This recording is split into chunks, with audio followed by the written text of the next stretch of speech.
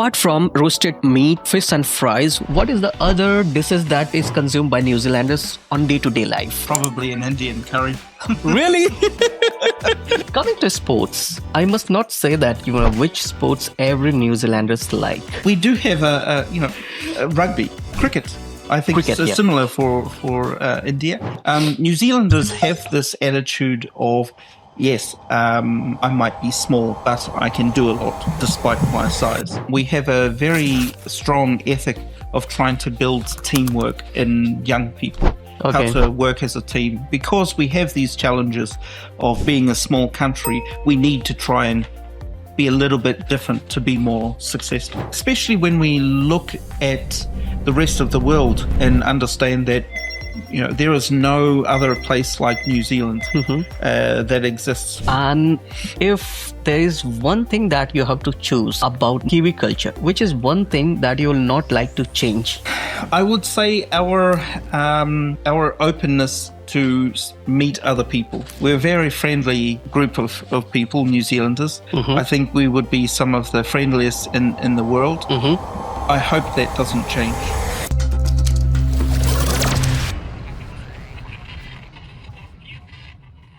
Tomato sauce in fridge or cupboard? In the fridge. Chandels or barefoot? Barefoot. North Island or South Island for vacation? North Island. Marmite or Vegemite? Marmite. Chandels in winter, yes or no? Absolutely, yes. Rugby or netball? Rugby. Everyone, we are talking about a country where I have already given a guess. If you have still not found out, then let me give you another try. It's also known as Aotearoa. I give you 3 seconds to guess. 1, 2, 3.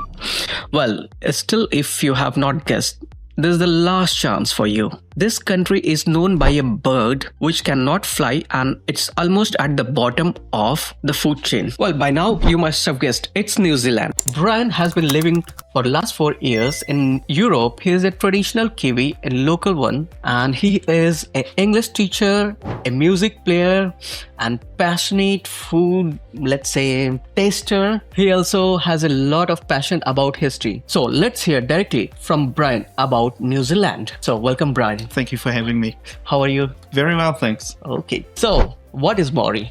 What is Maori? Maori is a tribal group that came to New Zealand on boats. And so we're just a collection of people that try to maintain our way of life, our culture. Is it something like a collection of tribe, or it's a single tribe? It's a collection of tribes. Yeah. Okay. And are you a Maori? Yes, yes. Oh. You are a native Kiwi. Okay. And what language does Maori speak? The language is called Māori. And can you also kind of say a few words in Maori? Yeah, of course. Kia ora, ko Bryan taku ingoa, which means, hello, my name is Bryan. Okay. Can you explain for our viewers what is whakapapa? Okay, whakapapa is the idea in which I come from, ancestors. So from who I am today, and my parents, their parents, and so forth, all going back to... It's the identity association of Kiwis, for Maori especially. Yes, yes. Okay. And do you still feel like New Zealander feels their roots associate with this? Yes, I think so, particularly for Māori people. This is a very important aspect of who we are, our identity. It's very important. Okay. What is Te Reo Māori? Te Reo Māori is the expression of who we are, how we feel through words, yes? Okay. And so this is exemplified by the words that we use. For example, kia ora, hello. Okay. How will you explain the accent of New Zealander to outside? Is it mix of British, Australian, or it's something authentic? I think it's something authentic. The accent, or the English-speaking accent of New Zealanders, I would say, is a kind of lazy version of British English. Okay. Is there any slangs, let's say few slangs, which a tourist, needs to know? Yes. I think one of them is sup. What's up? Okay. Or sweet as. Not to be mistaken for sweet ass. Okay. Okay. And I have heard about nod, Kiwi nod. Let's say, which means like it is something like, Kiwis don't speak much. They just nod and it considered as a language in itself. Is it true? It's true. And one of the myth that I want to hear from you is all of us has heard about Haka. So can you explain the significance of Haka? Okay, the significance of Haka, and this is only my take. Of course, it was supposed to be some kind of war cry. It was a tool in which men would recite this chant. They would say these words, and it would get them into a state of mind which is ready for let's go to war. Nowadays it has changed a lot, as performing haka can mean some kind of mark of respect or celebration of milestones. The messaging has changed and it is adapting according to the event or the situation. I think foreigners fancy they want to hear this haka. Let's say if I am going to New Zealand, I will think where I can hear the haka. So you think it is offensive, or it's like Maori people have just lose their relevance? I think that any performance of Maori culture, I think it is a good thing. I don't think people would get offended at it, but like with anything, if it depends on the attitude of the person trying to reproduce this, right? So if they're not doing it with any respect, then yes, this can be offensive. But I think in general, we appreciate people who want to celebrate our culture. Recently, we have seen in New Zealand Parliament, there was a member of Parliament who was doing haka. Did it go good with the common New Zealanders, or it was offensive? Because I also saw a lot of member of parliament starting sing this war cry. I say this as a war cry. This is what I understand. So the general sentiments in New Zealand was good or bad about this? I think the sentiment of that was probably not well received. I think a lot of people have expectations on how people should behave in Parliament, and making some kind of statement with using a haka was probably really inappropriate. However, I think that particular haka, the words of that haka, are about a person's victory over death, over certain death. And so with the subject of that debate, it had the potential to be really serious, so the consequences. So that's why she performed that haka. Okay. How is New Zealand food? Let's say traditional food of New Zealand. Traditional food of New Zealand. I think it is like any country within the Anglo-sphere. Those are countries that speak English. It's normally around this kind of baked meat category, barbecues and such. Traditional Māori food is always some kind of meat, root vegetable, often boiled or steamed. Okay. What is traditional Maori experience? Okay, I think you mean by that Hangi. Yes, Hangi, sorry. So normally, it's a very big event in the collection of this food.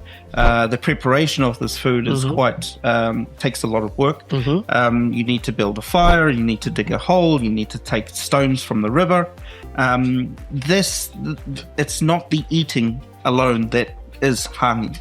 So the experience is having to collect all of this food, make all the preparations, and it takes about 6 hours to cook. Oh, some kind of occasion that calls for this hāngī experience, or it's traditional, let's say Sundays or some holiday days? We're not doing this every week, for sure.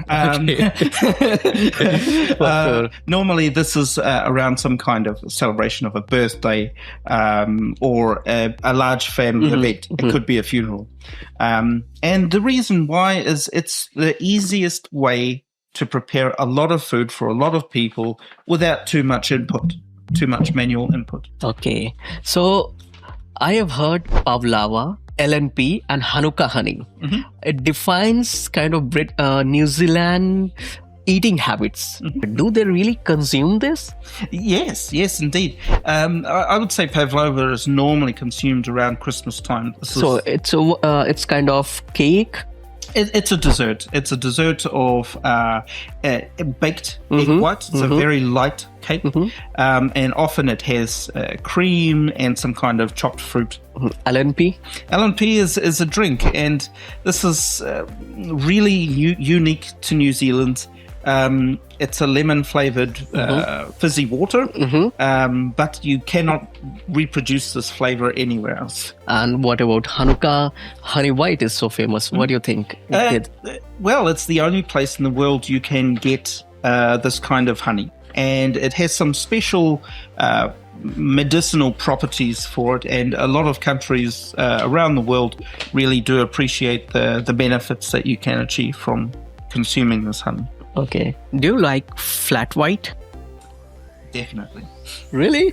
So you don't miss your cafe culture of New Zealand being in Europe? I'm lucky that Europe has a cafe culture also. I think from New Zealand, we like to reproduce things that we see abroad. And this cafe culture is one of them. And if, let's say, apart from roasted meat, fish and fries, what is the other dishes that is consumed by New Zealanders on day-to-day life? Probably an Indian curry. Really? You have cafes? Indian cafes? Yes. Okay. Do you think the Pacific style of food has changed the traditional way of eating? Definitely. I think the availability of different cuisines and the convenience of them, because in New Zealand there are a lot of chances where you can try Asian food, Indian food, British food, French food. So this really does have an influence on our eating culture. Why New Zealanders like pineapple lump? I think it's just a nostalgia. You know, you have your certain legacy things that you do that are just really well known. Like rugby in New Zealand would be an example for that. And so pineapple lumps, these are things that I've had as a child. I've had a lot of as a child. And it reminds us of that New Zealand is our home. They have a lot of pineapple trees? Or it's not at all. I don't think one exists. Okay, I almost had an idea that New Zealand grows pineapple, and that's why pineapple lump is so nostalgic. I thought, why do we celebrate this so much when we don't have the climate to grow pineapples, and it is really bizarre. And what is the deal with Sunday roast? Is it a family affair? Like it's a tradition which has been passed? Yeah, again, this is another influence from the British. The idea that you would have your Sunday roast. Normally, it's some kind of baked meat, and I think the origins of the Sunday roast came from people would go to church. They would take their piece of uncooked meat to the local baker as he was finishing his baking bread for the day. And after church, the meat would be ready. You would take it home and you would eat it. Why is it only once a week and not every day? Meat is very expensive. It's commonly known as Sunday roast in New Zealand. That's interesting. Coming to sports, I must not say that which sports every New Zealanders like. We do have a rugby. Okay. Yeah. Cricket. I think it's similar for India. Netball for women, but I think nowadays one of the more popular sports for women is rugby. Okay. And when it comes to sport, New Zealand is a very small country and it has a very small number of population. So how it is possible that New Zealand, when it comes to sport, it always punches above its weights. They are the champion in sailing, rafting, and some other sports as well, as far I remember. Horse riding, yes. So New Zealanders... UFC. I heard UFC. They are very good in UFC. New Zealanders have this attitude of, yes, I might be small, but I can do a lot despite my size. And where does this come from? We have a very strong ethic of trying to build teamwork in young people, how to work as a team. Because we have these challenges of being a small country, we need to try and be a little bit different to be more successful. Okay, that reminds me of wire 8 mentality. So can you just tell to our viewers what is wire 8 mentality? Okay, so the number 8 wire mentality is this idea of inventing creative solutions to some really complex problems. And often, so the number 8 wire is a piece of metal that you can use as some kind of a fence on a farm, for example. And you can, this wire can serve multiple functions. And so it's using something that is really unremarkable, like a piece of wire, and changing it into something that can solve really So it's something like, fixing anything with whatever you have in your hand. Exactly. In short. Exactly. Okay. New Zealand women are world champion in rugby. It's a society trait that women are also, let's say, very much into sports. Yes, definitely. And this comes from a very young age. A really big focus for a lot of New Zealand families is to encourage their child into taking up some kind of sport. Why? Because it develops your sense of community, your ability to work as a team. These are really important leadership skills. And naturally, we try to go into apply these skills, these practices into sport, and let's see how far we can go. So if it comes to sports, do you have any role model? Because I remember Sir Edmund Hillary, and I'm not sure I know anyone which is like all over world celebrated. Do you also have another celebrated sports person, someone who New Zealanders look upon? I think we don't have a single athlete that all New Zealanders would look up to. I think it's more a combination of different people, successful people that New Zealanders want to be like. It can be a range of from a sports person to a movie director and such like that. We want to take the best from these different people. Okay, I have heard about the tall poppy culture. Is it something which holds people, New Zealanders especially, from celebrating their own success, or it's kind of hinder, or it's also, or is it something which keeps New Zealander humble? And first of all, to our viewers, can you explain what is tall poppy culture?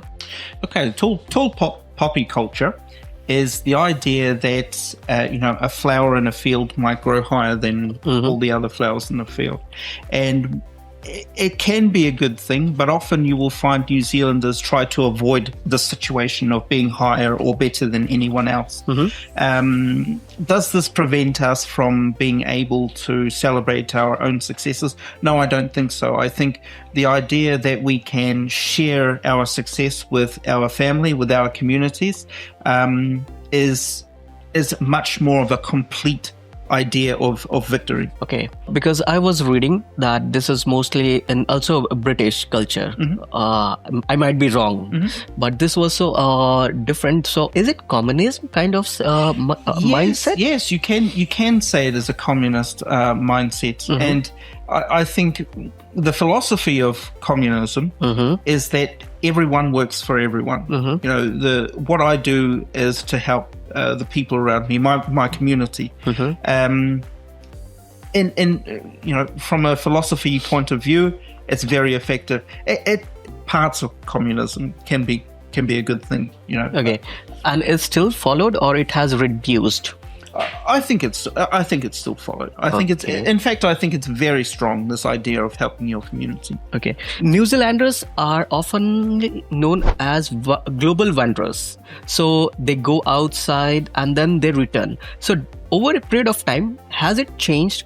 the tradition or the culture, when you are going outside, bringing new things and mixing with your culture, then the culture gets evolved. So do you think any evolution of the culture has happened because of this global wanderer thing? Style, yeah. I definitely, I think so. Because when we are traveling, we're finding different influences. We're looking at, how do people outside of my community solve problems? Okay.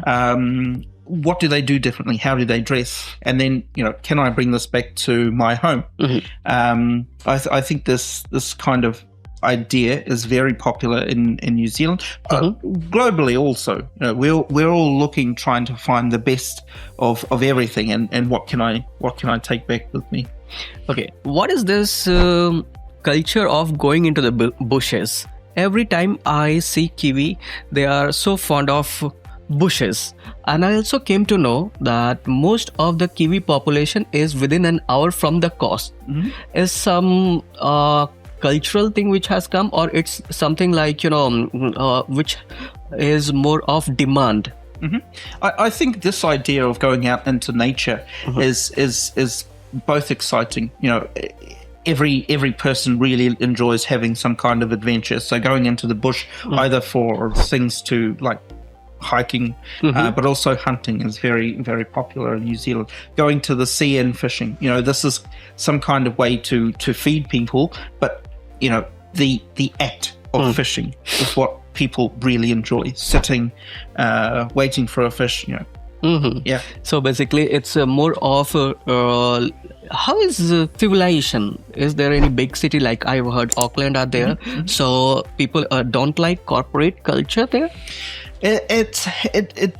The corporate culture in New Zealand is like any corporate culture anywhere. But most of the population is not attached to it, and hence they kind of move away. It's traditional, or something like, has changed recently with this corporate culture. I think there are a group of people that do appreciate corporate culture, but I would say most New Zealanders are working in some kind of blue collar services type jobs, teachers, plumbers, electricians, this kind of thing.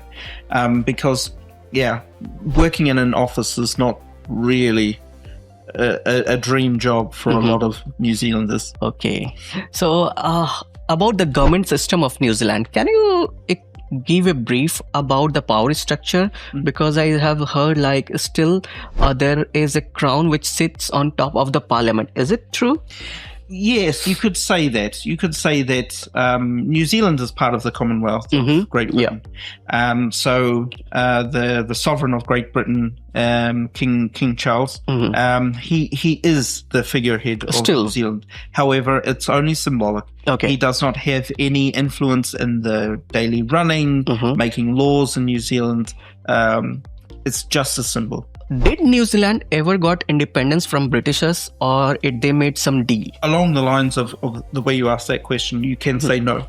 No, New Zealand didn't gain independence because it still has some kind of influence within the power structure of New Zealand politics. However, you could say Britain has no influence on the laws we make, our everyday lives. But yes, strictly speaking, New Zealand is an independent. It runs itself. However, it still has the crown on top of its head, right? Okay. And what is this Treaty of Waitangi? So the Treaty of Waitangi is a document that was signed back in 1840. And what it was a document that would allow a more easier relationship between the native Māori and the British government. Okay. Basically, you could say it was a peace treaty. However, soon after this document was signed, it was violated by the British also. Okay. And do you think before this treaty there was a history of violence between Maoris and Britishers? Definitely. Okay.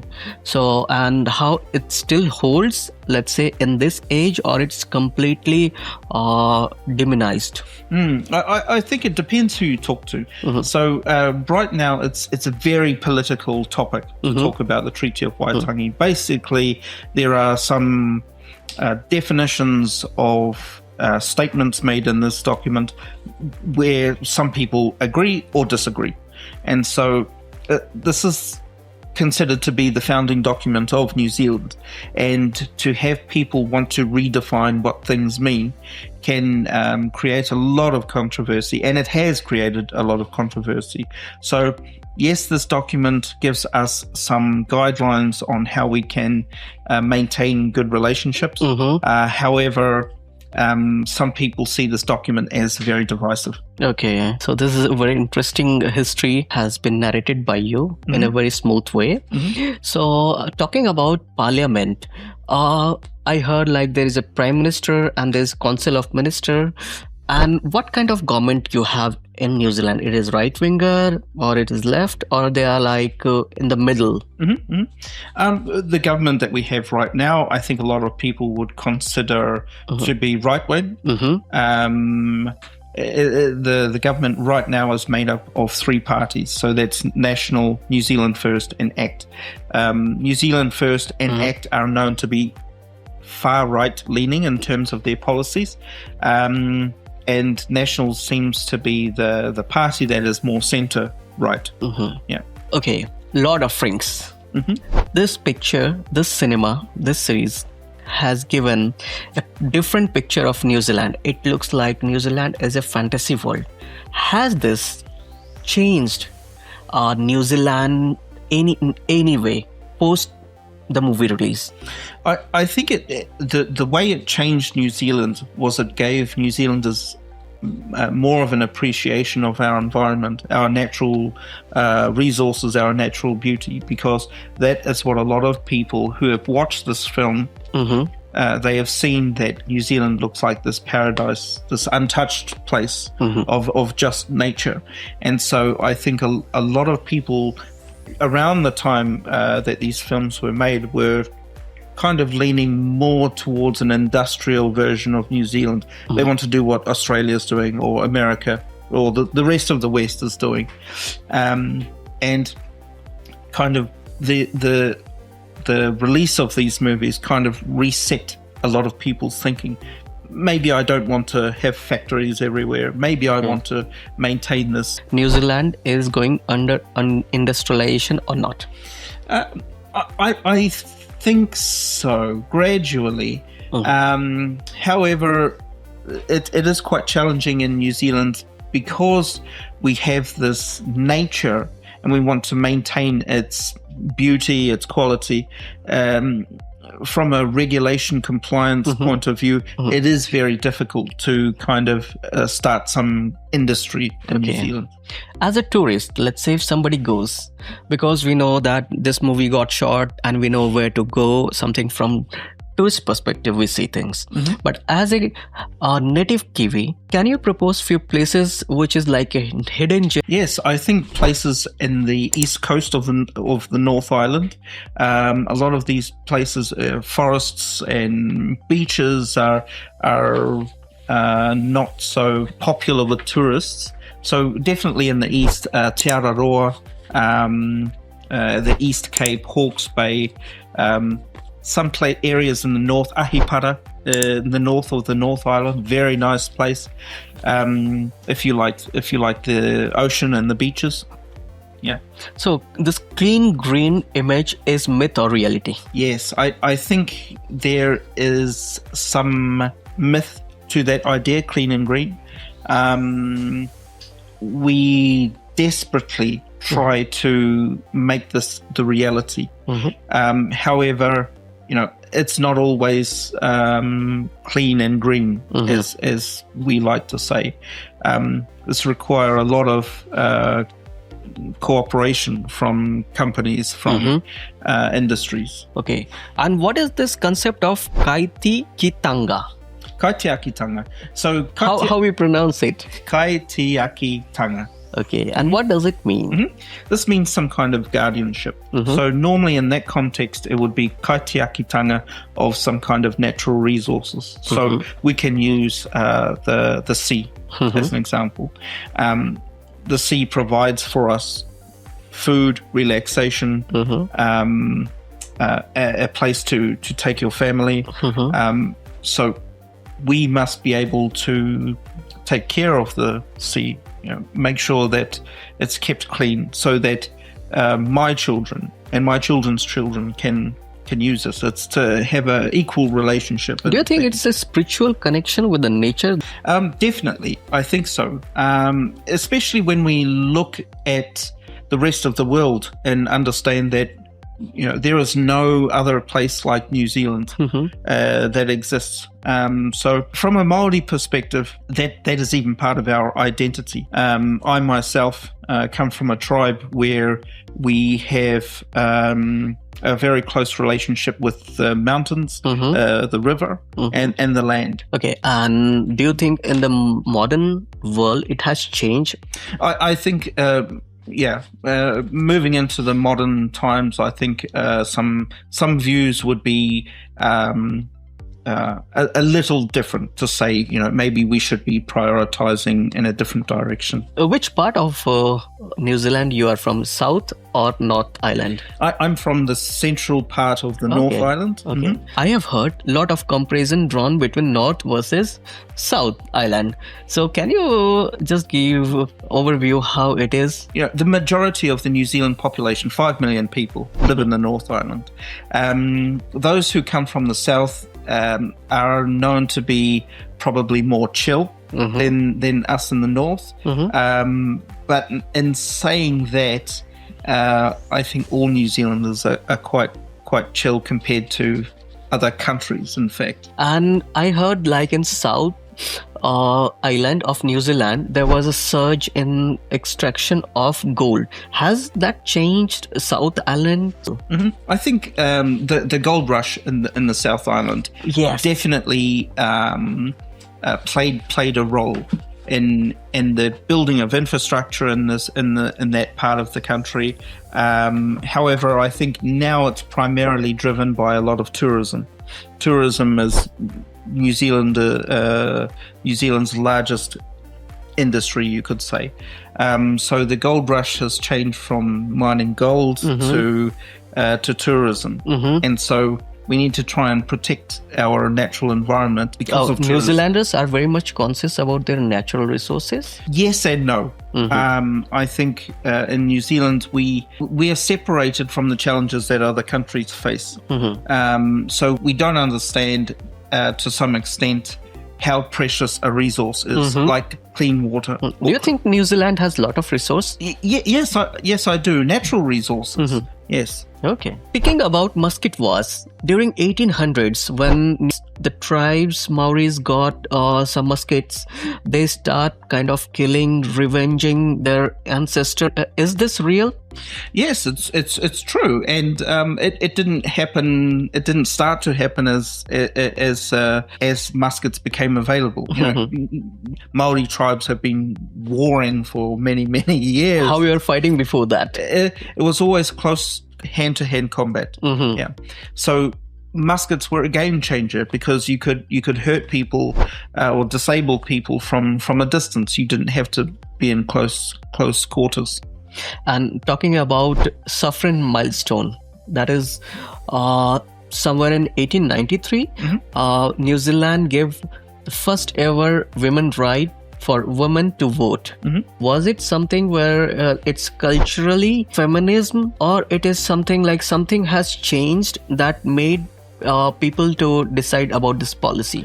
Yeah, I think as you know, in that time of the suffrage movement, you had a lot of things happening. One was economic prosperity, the improvement of living conditions, and technology. And as these things started to become more available to people, particularly women, they became more educated, and they understood that, well, actually, why can't, if I can contribute to a society, why am I unable to have an opinion or have a right to vote on who the government is. The Anzac Bond.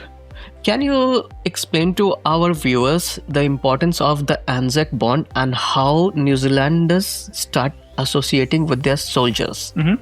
So the Anzac was a company or a group of men from New Zealand and Australia. Anzac means Australia New Zealand Army Corps, and this group of soldiers were tasked or given the job to attack strategic areas in Europe. It was quite a deadly war for a lot of New Zealanders and Australians. A lot of New Zealanders and Australians were killed in this attack, and so we understand the sacrifices that these men, often boys, in fact, we understand the sacrifice that these men made so that we can be a free society. And today, I still think that relationship is very, very strong between New Zealanders and Australians. And what is 1981 Springbok Tour? Okay, so the Springbok Tour was a tour of the South African rugby team around New Zealand. It was a very controversial tour at that time because it happened during the state of apartheid in Africa, which was a separation between blacks and whites. And so New Zealand being a more progressive country, we understand that these basic freedoms, basic rights should be available to everyone.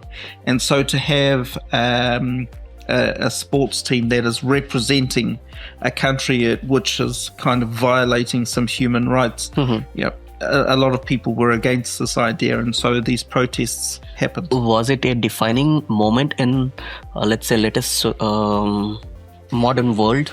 Definitely. I think the way it defined how New Zealand, it was quite a time in New Zealand where it wasn't so much the protest, but how the government responded to those protests.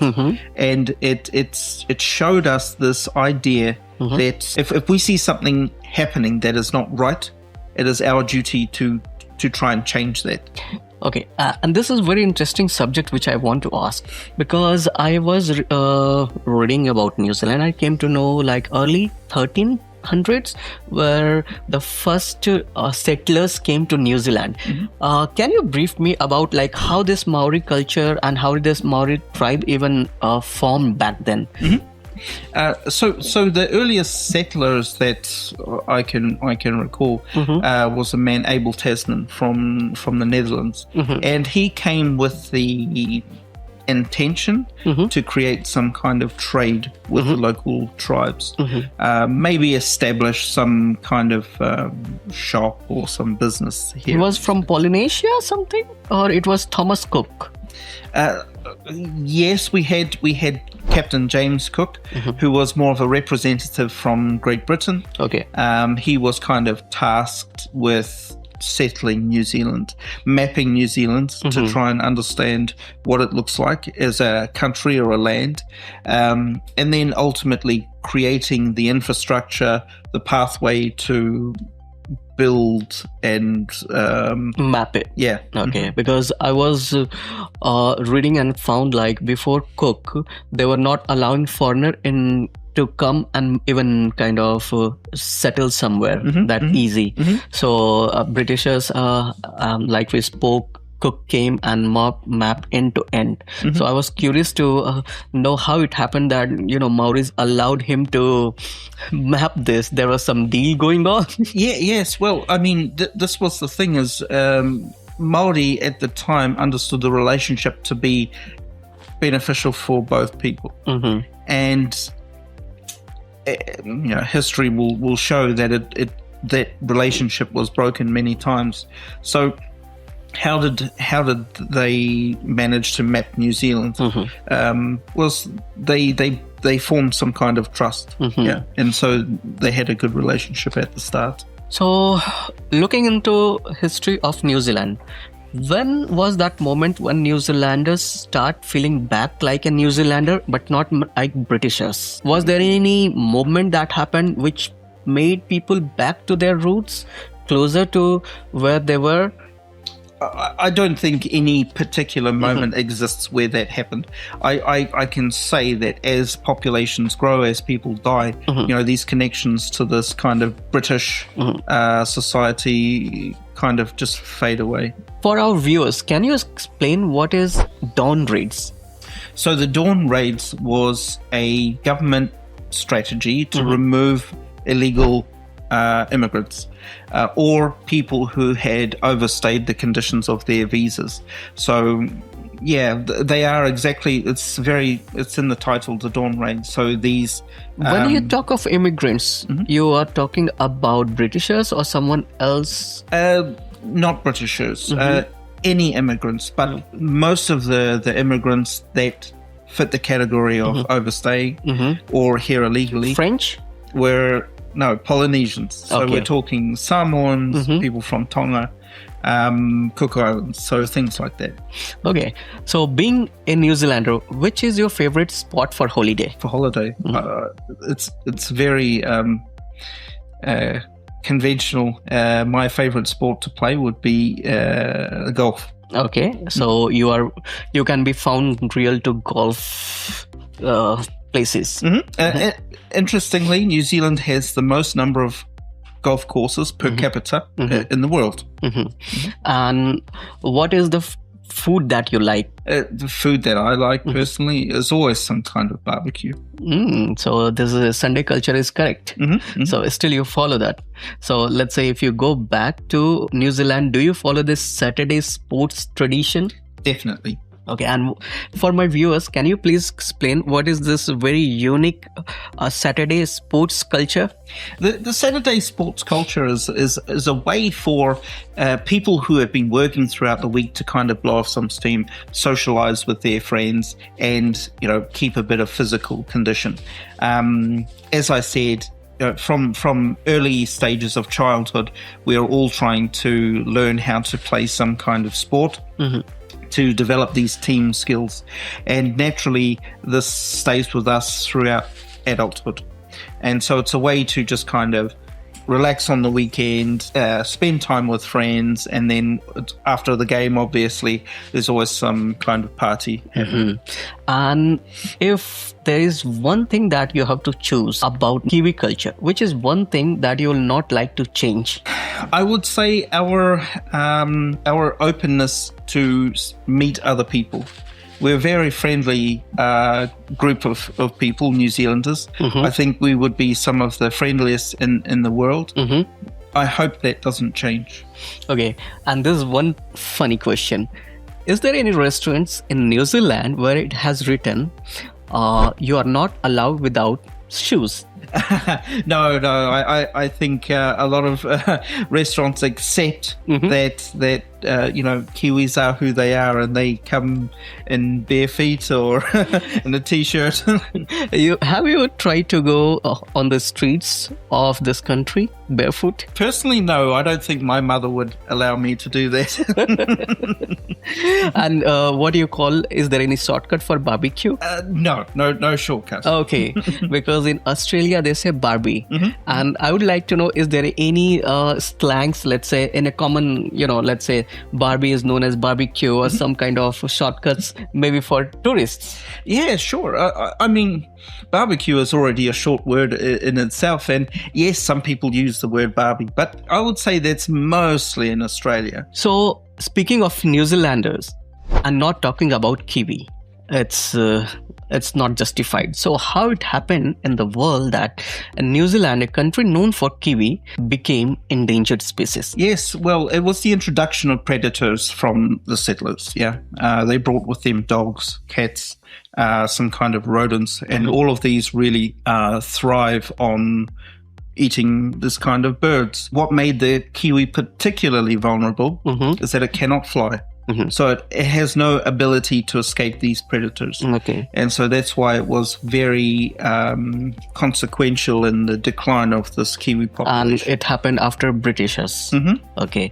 And what kind of change that kiwis brought to ecosystem of New Zealand?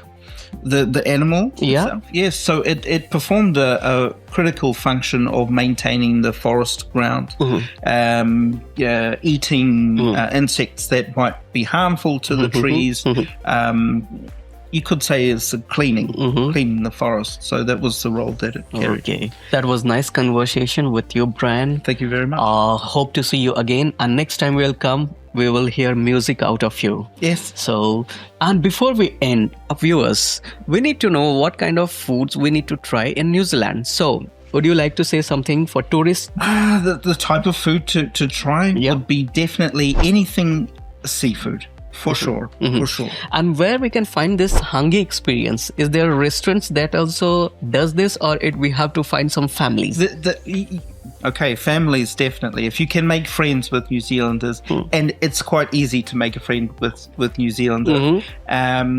Although there are places where you can go and kind of pay for this experience.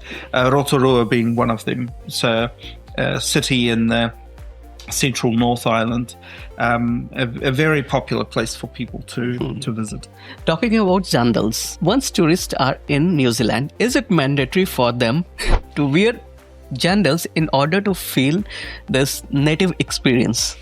I think so. Okay. I think so. It takes us from a situation or a state that we find very natural to something that's very unnatural. So I think wearing jandals would help you kind of enjoy the Kiwi experience a bit more. One word of greeting for people. It depends. Usually In Maori. Yeah, in Maori, kia ora. Kia ora. And it means Hello. hello with kia ora. And how you say goodbye? Ka kite anō, which means see you again. Oh, that's a lovely word. And with Kakitiao, we say goodbye for this episode, but we'll have Bryan talking about New Zealand more in our future episodes. So, Bryan, thank you very much. Thank you very much. Kakitiao. Thank you. Thank you.